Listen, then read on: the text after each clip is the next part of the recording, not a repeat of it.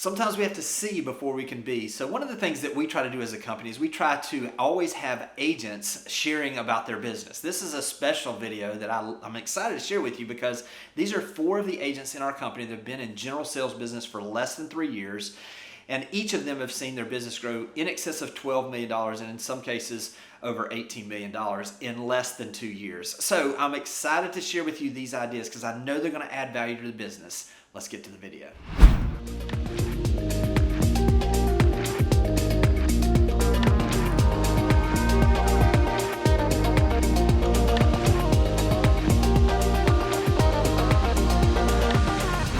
And I'll let them tell you kind of their background, a little about who they are, how long they've been in the business, if you don't mind, and then kind of expected numbers roughly, volume-wise this year. Tommy, you want to start us? Sure. So Tommy Lauderdale, I've been in real estate a little over 2 years. I think it's 2 years and 2 or 3 months.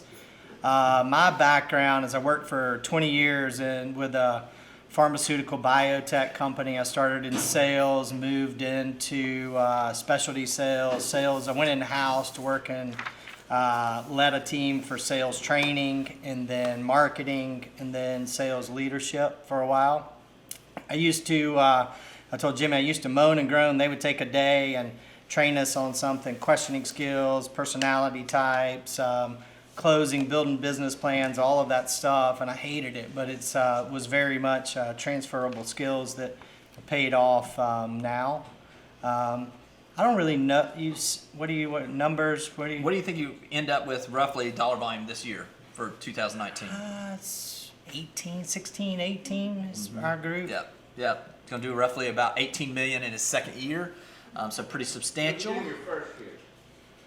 I include the first couple of months and then the other about 10 or 11. 7 the first full year and probably 3 or 4, something like that. Yep. That's impressive. Yep, absolutely. Judy? Hi, I'm Judy Jones, and I got my license in 2016. And before then, I worked in radio sales, selling airtime, and kind of became known as the new business gal. And then they actually promoted me to, there was 11 radio stations, and so I would teach other agents radio people, how to develop business, more like your own business, instead of just going after ad agency dollars. So anyway, back here, I bought a while ago, 2005, decided this is where I need to be living. So moved here, got my license. The only person who'd speak to me was Hunter. and just right away, I just felt really comfortable in it, because he's such a good listener, so respectful. And took it from there. And so the first year did about 10 million. Then last year did about 20. This year I'm at about 16.5. So some of it was done. Last year there was a lot of Zillow. It was like crack. It was $36,000 I spent on Zillow, and then they changed, and I could see a huge shift. So I had to stop. So now I'm really not spending any money. That's why all my questions about marketing, because right now, currently, I'm just working a lot of open houses, as many as I can. We're going to get into that a little bit deeper, too, in just a minute on that. Terry? So my name's Terry Lavender, and I have had my license probably for almost 4 years, or about 4 years. I was in digital marketing. I moved here about 10 years ago, and I commuted for about 6 years. And I just got tired of commuting. I had an office in Atlanta and an office in London, and I just decided to switch careers, and I guess real estate seemed like the best fit. Never sold. I was more of an account manager, so I had to learn the whole selling process. And at the beginning when I started, I met with Hunter every week and learned those basics that he talks about. And here I am now. I'm still learning. I think the first session was amazing. I think I learned a lot from that. And just working hard. Roughly dollar volume wise this year? This year I would think probably about 12 this year. It's great. KG veteran, Justin Wilkerson. Yep. Hey, my name's Justin Wilkerson. I'm a redneck from Alabama. I didn't really have much of I was a server and bartender before I got into the service industry, or into the real estate industry, but long story short, I actually had a guy that walked up to me, I was working the bar, and he walked up to me, and one of my first transactions where I kind of overlooked it, and he acted like he wanted to buy a $4 million house, and I just kind of blew it off, and he actually came back the next day and started talking to me, and it kind of shows you the opportunity that's out there. And we actually ended up being my first deal in real estate. And I was in general for 2 years. I worked for smaller groups like Keller Williams and Lisa Snuggs Group, and kind of worked the grind for other people. And that was okay for my first 2 years. I just really wanted to take on as much, education, and really take as much as I could from other people. And I think what I did is I went and worked for a builder after that, worked for D.R. Horton. He mentioned that earlier. I worked at Prominence for 4 or 5 years, so I was able to kind of really build up my database and my client database so that when I did want to go out on my own, I was able to open that up. And I think, creating an avenue for yourself is probably a good sort. Not maybe, like what they said, not chasing 5 different things you want to do, maybe find one thing that kind of works for you. But for us, I work with Angela Taylor. We're constantly staying on top of our farming market, but I think the biggest thing you can do is find something like maybe what they mentioned, like a D.R. Horton agent that it has all these customers and has that ability to give to you. So we really target some on-site agents that work other subdivisions that once they sell that product, they've got to come to us or vice versa, and we try to do things like that. But that's a little limelight of me, but I'll just leave it at that. If things you're working on now close by the end of the year, what are you looking at dollar volume wise? I don't have a clue. I can tell you. So I think being humbled is a good thing, right? I think, and Angela will tell you that too, is I don't really pay attention to much. I just focus on what we're doing daily. I think being confident and humbled is the number one game in this. And there's a few guys in here, and I know those agents that do that same thing. I think just getting caught up with like Zillow leads and all this. I mean, I get the phone calls all the time. We buy this, we buy that, and I don't even look at it. I just delete it. Yeah. And I think just focusing on something that really works for you. What works for us is on-site developments. We've really built our business up, and I mean, we see where we've gone in the last 6 months and where we're going to go in the next 12 months. Yeah. But I think just finding your niche, right? Just stop falling in love with trying to do too much. Yeah. Yeah, Justin's been out of that and into back in general business for less than a year, and he'll do probably over 20 million by the time it's all said and done this year. So, humble man. So, Justin, let's talk about this. I'll start with you. Let's talk about knowing now what you know, just in the last 9-12 months. Where would you be focused as far as what would you personally do? Whether that's phone calls, whether that's marketing, whether that's video, whether that's whatever it is for you, what would you do? I think farming, right? I think that's the key is I think for me, and I still probably try to do too much, but I think you get caught up with like the Zillow leads, and you get caught up with doing open houses, and you get caught up with all those things, and that's fine, whatever works for you, but I think you need to find a system, a very simple system that works for you. And if that means going around and speaking to all 25 agents that work with D.R. Horton and doing whatever you got to do to try to get them on your side. Unfortunately, they got more buyers and sellers than you're going to ever find on Zillow or whatever that case is. And then maybe just doing open houses in that community, because those on-site agents sit on site all the time and they're going to come over and chit-chat with you. So that's a good alternative how to get them on board. And I don't think it's necessarily dropping cookies off is going to win anything for you, but I think if you can take care of them and they can take care of you, you can build that trust with them.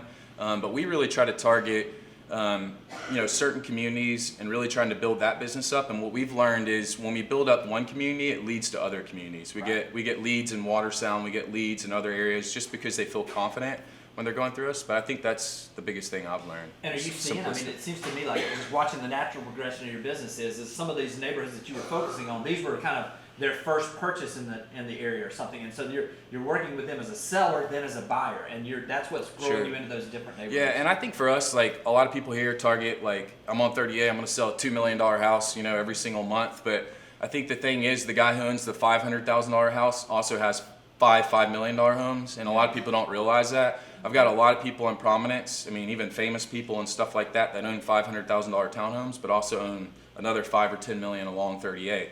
And some people don't open that up to you right away, right? They want to build that trust, and I heard JD say that. It's about creating a relationship.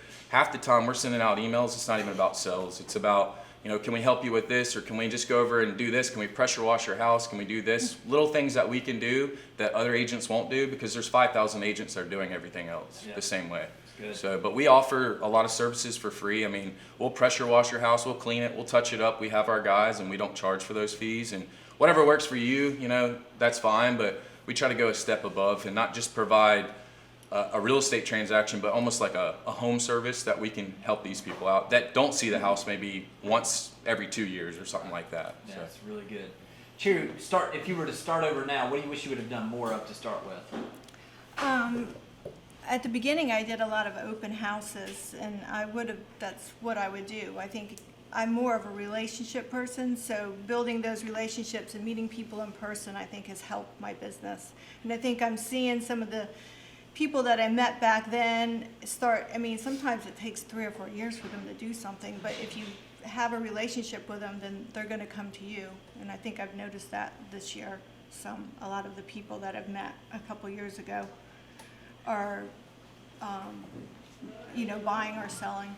Right. Judy, what would you do more of if you were to start over knowing now what you know? What worked for you, and what would you have done more of?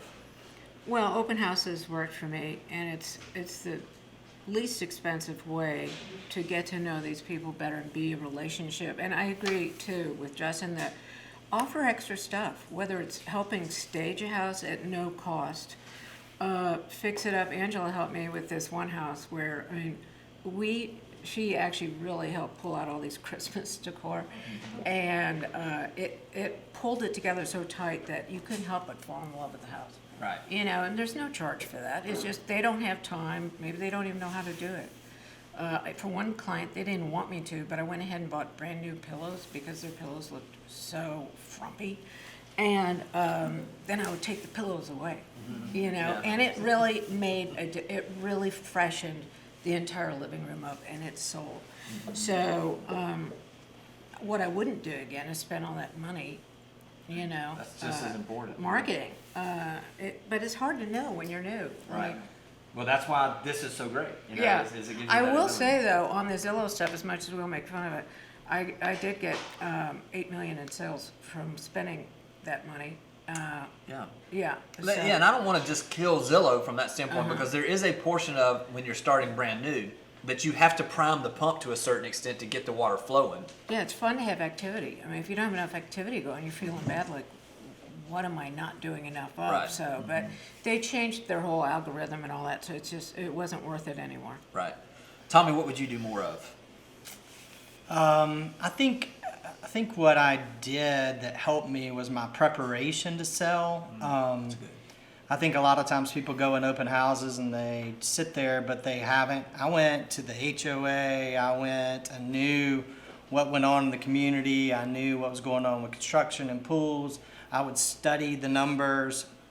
Every time a new house came on the market, I would go preview the house. I would call the other agent and look at it. So I think that preparation, if somebody's going in, say you take watercolor for example, if there's 10 open houses in a day and they go in 5 of them, you're not competing to sell the house, you're competing to build the trust. And to build the trust, you gotta have the knowledge. And to have the knowledge, you gotta be an expert at that piece, right? And so you have to know everything that's going on. So I think that helped me. What would I do more of is, I believe in the structure of things.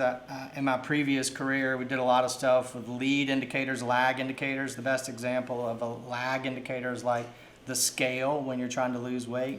It's not about the scale, that's done. It's really, did you go to the gym 45 minutes a day? Did you eat less than 50 carbs? Did you do whatever? So for me, building and being more disciplined about lead indicators are, 10 phone calls. Mine are kind of 10 phone calls a day, 10 hours a week of open houses, 5 hours a week on Boomtown, and I need to be more disciplined on those lead. If you do the lead, in my opinion, the lag will come 90 days or 120 days later. Absolutely.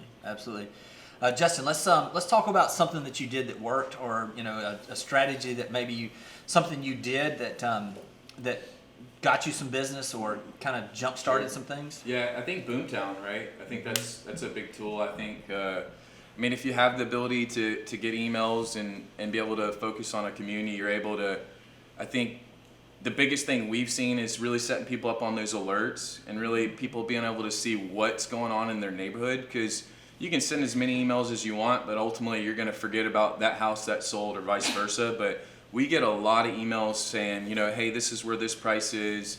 Are you interested in selling? But keeping we have 400 homeowners in one community. We're able to kind of keep every homeowner up to speed on pricing at that minute, right? So people really appreciate that, and they feel like obviously we're sending those emails out. But I think really focusing on keeping people up to speed in that community, not just about sales, but about things to come. A lot of people don't know that, you know, for example, in Prominent South, there was a $100,000 base price increase that came this month. And so when we're able to send out that email, there's a lot of homeowners that entices them after that 100K base price increase to sell and maybe purchase something else. But I think really just keeping people knowledgeable about their investment in their community, where they're at, because most of these buyers aren't here, right? Mm-hmm. So I think just staying focused on that. And let me jump on that, and if you don't mind sharing something also, because you and I were talking about this 2 days ago, I think, of, you know, we can all set them up on that, but the little extra things of sending text with video or whatever it is. So what have you done in that you've seen? And I think that goes back to Hurricane Michael, right? Where when Hurricane Michael came through and we sent out an email and we went through and videoed every single house and let people know that it's safe, but vice versa. I think letting people know what new stores are coming in the hub or what's going along the community, or about other opportunities or investments along 30A where they can take that appreciation from what they have. And a lot of people in Providence don't even realize, hey, they bought a $600,000 house, but it's worth $900,000 or $1 million now, right? Mm-hmm. So a lot of people can take that equity and put it into something else.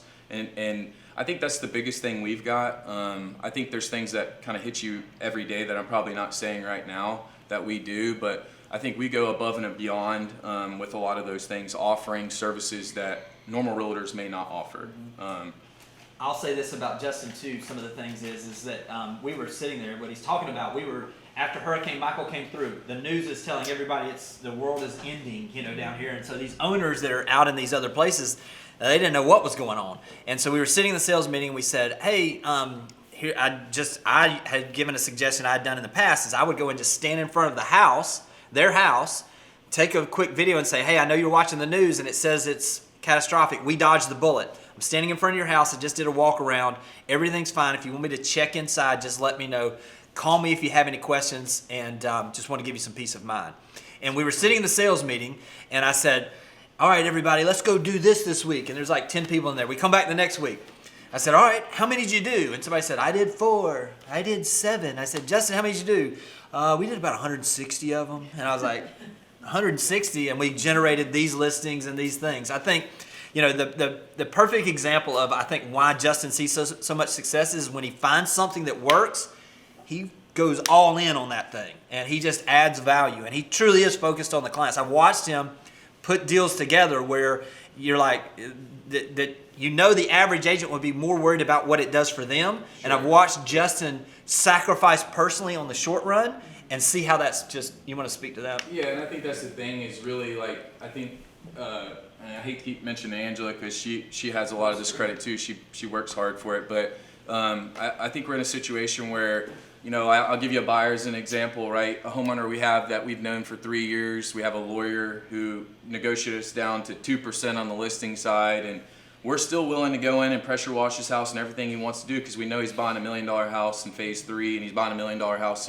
in Alice Beach, and he's already told us he's not going to use us on the new house, but we know ultimately down the road, 2 years down the road, if we can prove him on the first house, right, we're going to get his business in the long run. And we ended up getting him $50K over asking price, really where it should have been.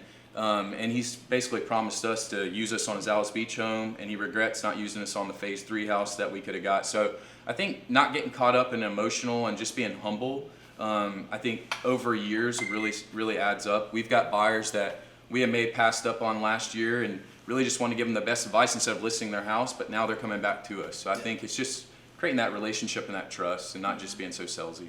Absolutely. And that's hard sometimes, I think. Yeah, absolutely. It's just not human nature. Yeah, sure. You know? Terry, how do you communicate with your database? As you've built your database, first off, How have you built your database? And then how are you communicating with them? I built my database using, basically through open houses was one of the ones, and then people that I've met. I do the same thing. I'll make notes about, if they have a dog or whatever, because I can't remember anything, and it's always nice to go back. And I even put things in my phone, so when I put them in my phone, I'll put a note in my phone, so when it comes out, I'll see, like, they're a client looking in this neighborhood, which helps me when I pick up the phone.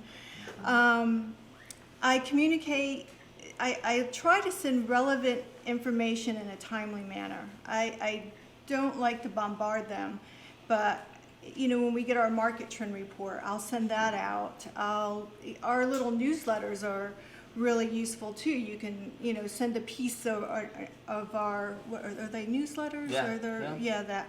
I'll send that information to folks, and if I see them looking on Boomtown, Boomtown's been a great tool. It's really helped me with my business. Just having a CRM. I think before I was using spreadsheets, and I still do, and I still use sticky notes. But Boomtown, I have a wall of sticky notes. He's like a pro at sticky notes. But I have, I just want it in my face everywhere, I guess. Yeah. Yeah, reminders. Judy, talk to, and let me kind of share a story if you don't mind. And this is the value of what I see you do really well when people come in, and you and Tommy both, probably the best I've seen ever at this, as far as when people come into an open house. When you first started, you were sitting in an open house, Watersound Beach, and a seller comes in, or an owner from a few doors down. Yeah. Judy was smart enough to know what she didn't know. She went to Ann Winnicky and said, Ann, can I co-list this with you? Absolutely. She co-lists that house with a roughly 2.9 price range, something Yes. like that. All right. She sits the open house on that one. She ends up finding the buyer coming into that open house, sells that house to these folks with half the listing side, with the sales side. This is relatively new to the business. Yeah. And then those folks less than a year later say, we don't really like this $3 million house. Can you sell it for us? If she was in stocks, she would go to jail for churning an asset. I mean, she literally sold that place, multiple sides of that transaction. Talk about when somebody first comes into an open house, what do you say to them to start building that rapport? Well, I always stand up and greet them and shake their hand, and I genuinely smile at them and look at them like, I'm really happy you showed up here. And then I introduce myself, and then we just start talking. I don't really talk too much.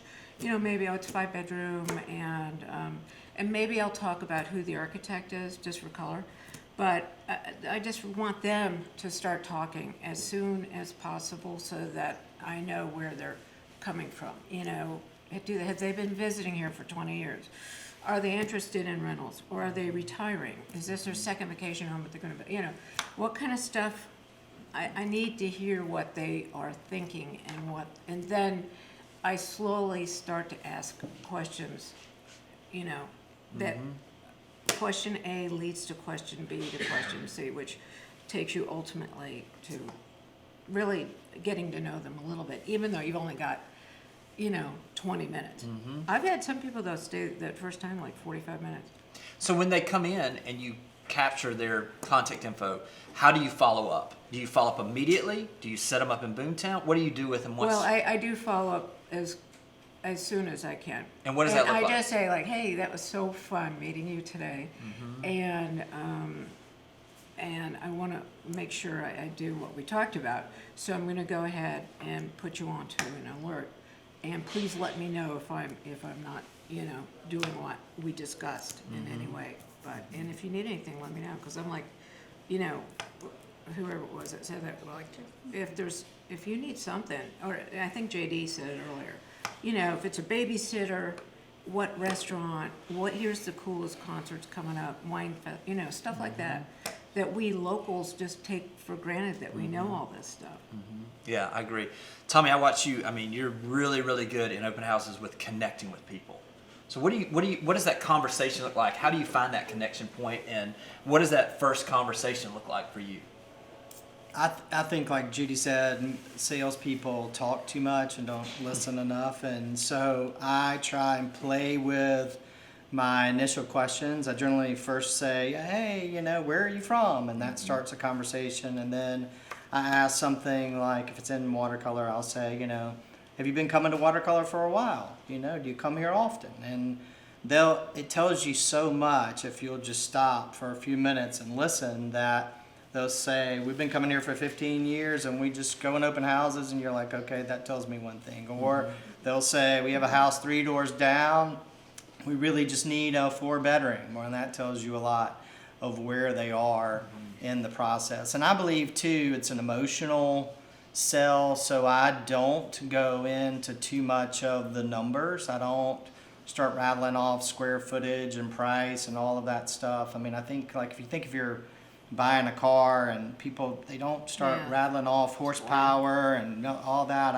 I try and tie it into more of, can you see your family sitting on this porch over Thanksgiving? This oak tree turns, and you can light that fireplace, and more of the features, than the hard facts. And I do a good job of reading people a lot of the time. My emotional intelligence, you watch and listen and see, and somebody will talk more than the other. Some people that are very numbers oriented. They're like, okay, what is the square footage? What about the price per square foot? How does this compare to other things? And all that information, but really it's try and connect the emotional dots and build the trust. And I sell too, against, in, say, watercolor or whatever, I sell against people who, I say that I live in watercolor. And I'm like, there's people that drive from Destin and sell watercolor, but they don't know when the trash guy comes, and they don't know what's going on with the construction of the pool, and they don't know. So subtly give some jabs in there as well without people really noticing. But Can I say something? Yeah, please. I had some clients who really knew watercolor well, and I took them through Tommy's Open on, I think it was Pine Needle Way. And I was very impressed with how well prepared he was. He let us do our thing, but when we had a question, he had the answer, which I can't say that, sometimes when I walk in places, you really had it. And it was great. It was a relief. Like, oh, good. I'm glad you know. I think this is a good point, though. From open houses, having the preparation to know, okay, well, this house is open. So if you're having an open house with a 4-bedroom, know the 5-bedroom that's open. And somebody says, well, I can't, we really need 5 bedrooms. Actually, the one just a few doors down is available if you guys like to see it this afternoon. Or having that knowledge of which ones are available now and knowing that market. Would you agree, Tommy? I know you do that really well, where you've almost got your... So you'll have, I have my laptop open. I try to, gather the information. For me, at an open house, it's about leaving the day with 2 people that I can move forward with that may buy something in the next 12 months. Yeah.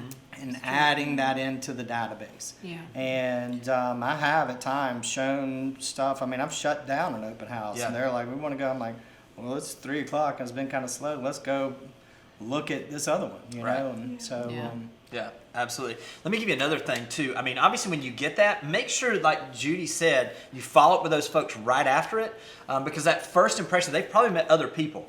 I would encourage you, because they've been in 4 open houses, they're not going to just remember your name. I would encourage you just to take your phone and just shoot a quick video and say, hey, thanks for stopping by the open house. It was great meeting you guys. By the way, I'm about to send you a text with my contact info. I know not everybody does that. I know not everybody's comfortable with that, but I'll tell you, they'll remember you. The other thing I would tell you to do is to follow up with that text, save your own contact. And what I did is I saved it as Jimmy Burgess, Beach Realtor / resource. And I would send them my contact. And in the contact, when I would send it, I would say, make sure, listen, you may not remember my name, but if you need anything at the beach, whether that on information on restaurants, real estate, anything to do, if you'll just pull in beach or realtor or resource, it's going to pull my contact up. I've had people that will follow up with that, because they're not necessarily always going to remember us first time, but that gives us that ability to do that also. And I want to bounce back to you, Tommy, because I know Ashley did this. I don't know if Ashley's here or not, but I know one of the things too is when you get the opportunity to be in front of people, listen. Don't just talk like we were talking about. I think Ashley did a tremendous job sitting in open house. This lady comes in.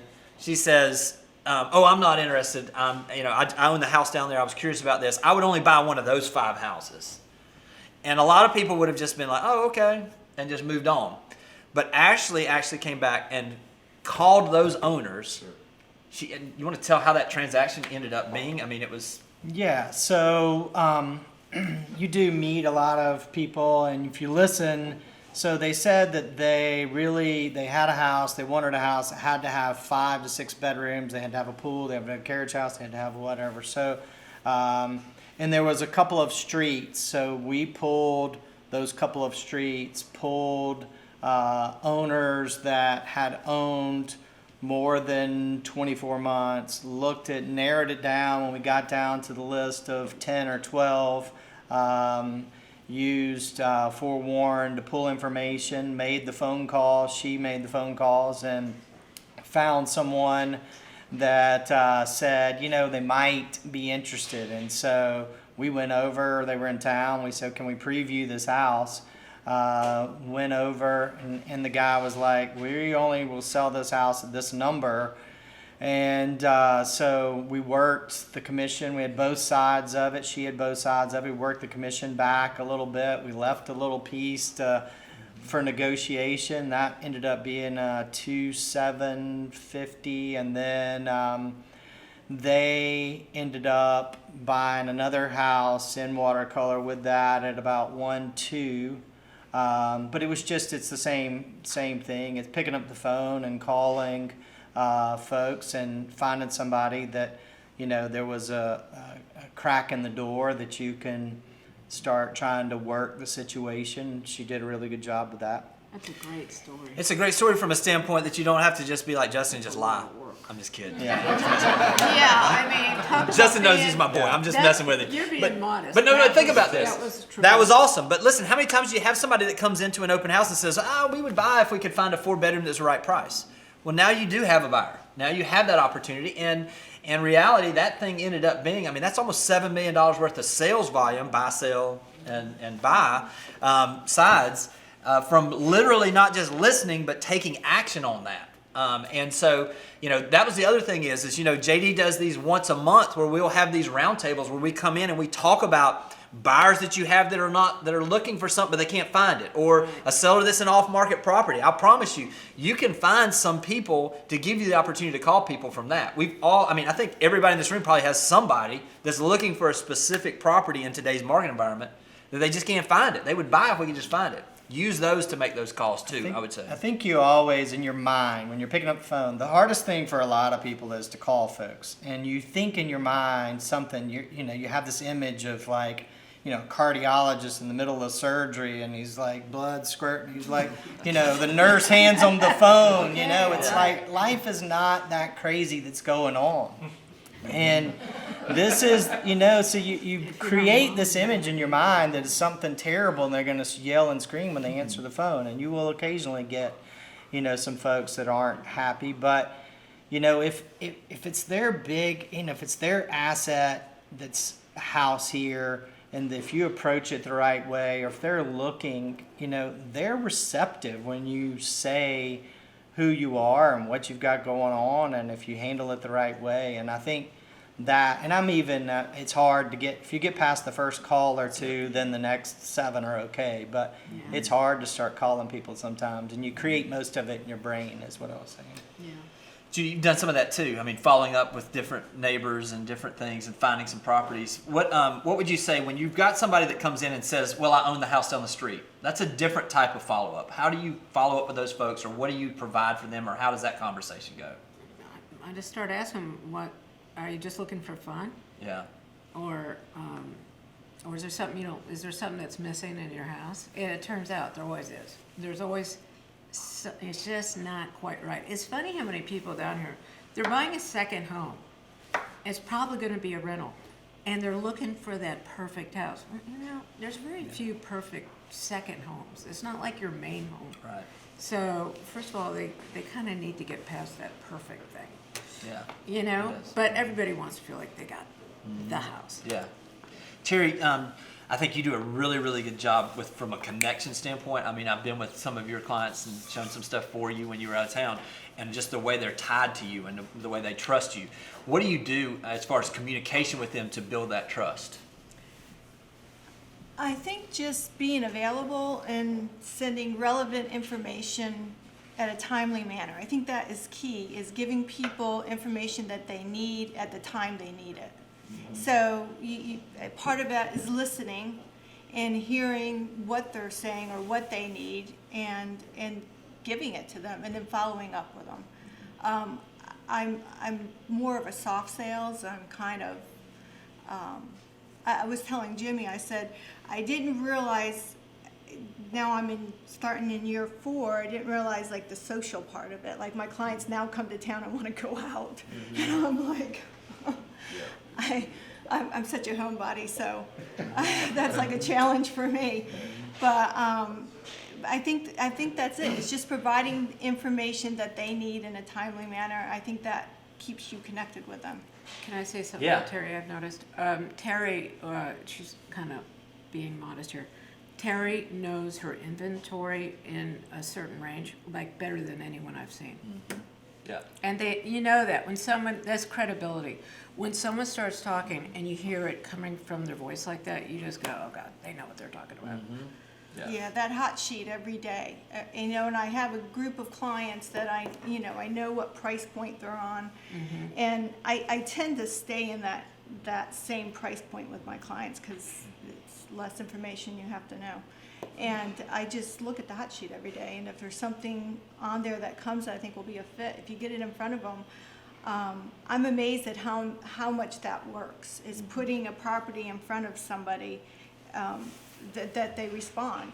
Right. Or they'll come down. I did that last week, and they planned a trip 3 days later to come down and look at it. Yeah. I do a lot of FaceTime previews too. I've sold several properties that way through FaceTime, which is a great tool.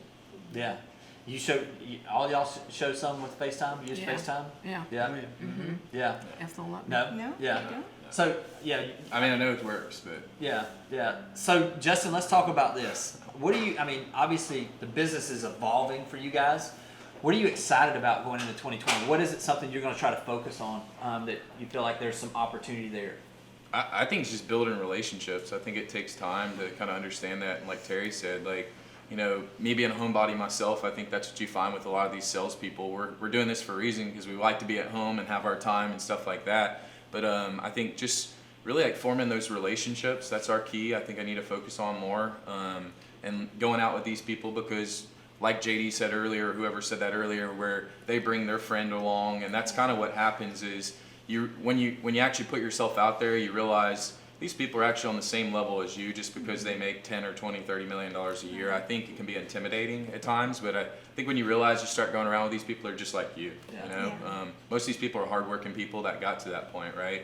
Yeah. But I think we're more focused on creating those relationships and really product knowledge, staying in front of people, and just being ahead of the game. Yeah, I think Tommy brought up a good point where we think that this cardiologist is still Absolutely. in cardiologist mode when he gets here. In reality, when people get to the beach, they're trying to get away from that. They're literally trying to go back to college and drink beer on the beach all day. Absolutely. It's a different mentality.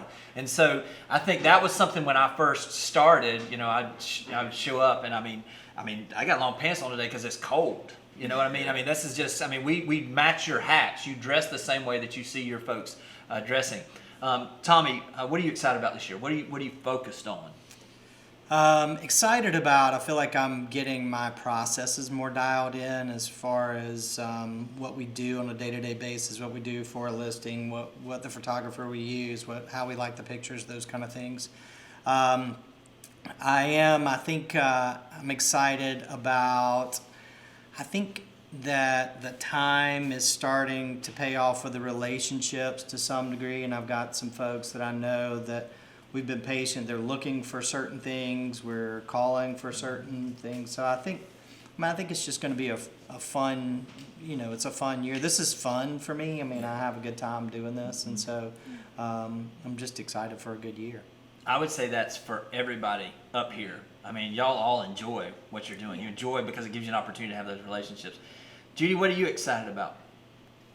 Well, I started a new pickleball team, New pickleball team. Okay, great.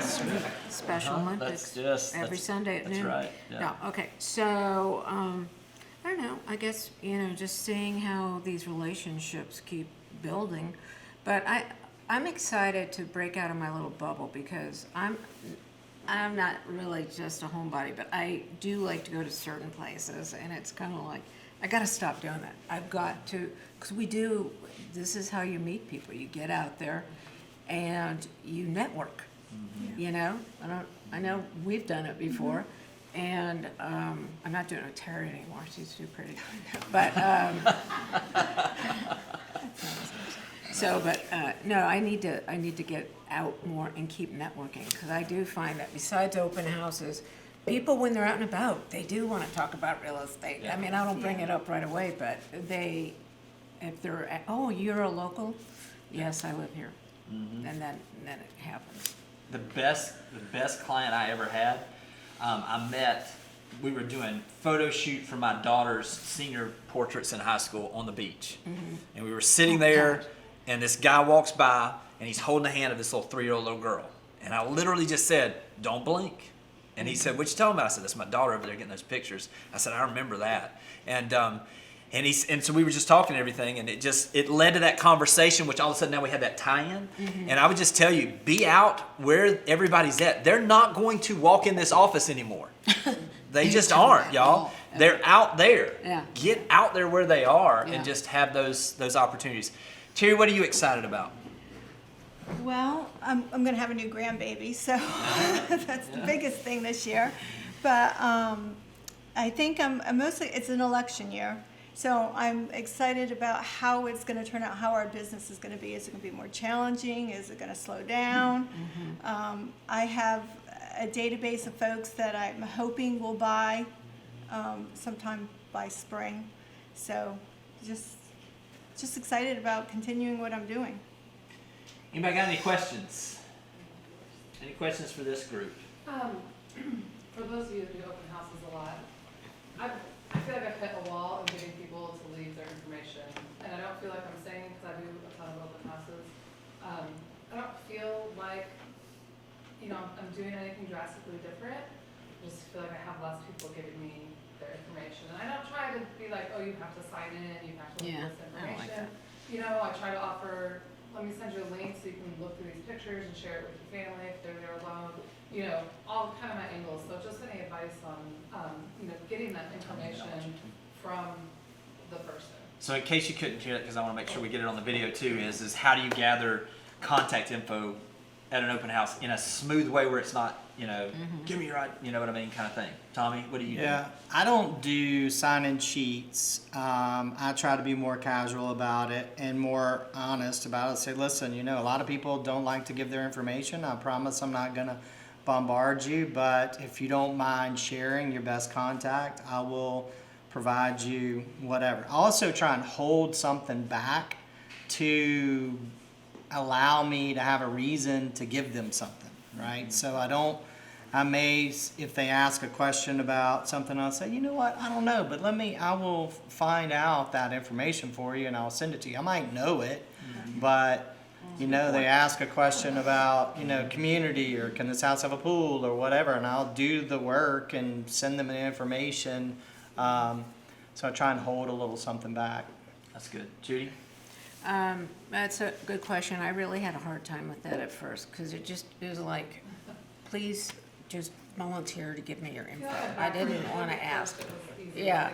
Well, now I use props. So depending on the community you're in, I've got, here's some basic stats that look appealing. Then I also made maps. I went to UPS and I made maps with my name on it for different communities. And so these are my little props. But I do like what you're saying about you hold something back. I also made up this geotag map of a couple different communities, and that's when I do have the sign-up sheet. And I said, if you want, I can send you this geo map. I'm quite proud of, And they go, yeah, sure, we'd love to see it. So that's been really, like, everyone signs up for it. So just have something, whether you want to do that or not. Have something that they want that they can't get online.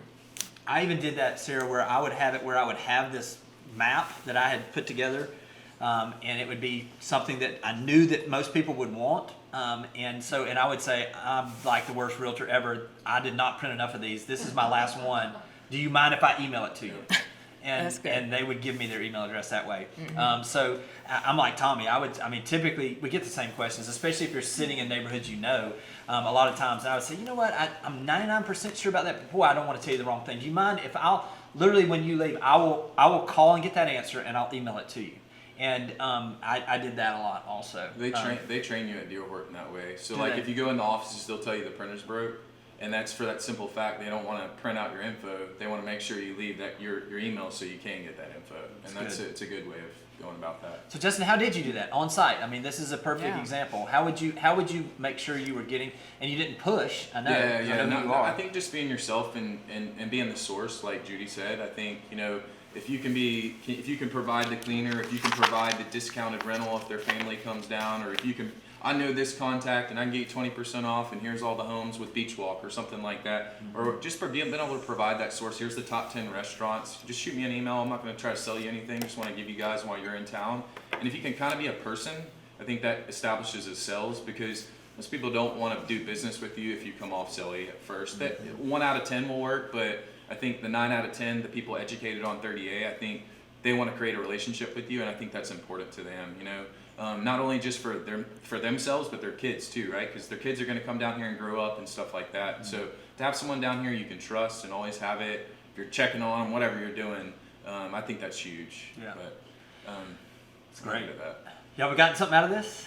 I mean, is this awesome? I mean, so listen, let's give them a round of applause and thank them.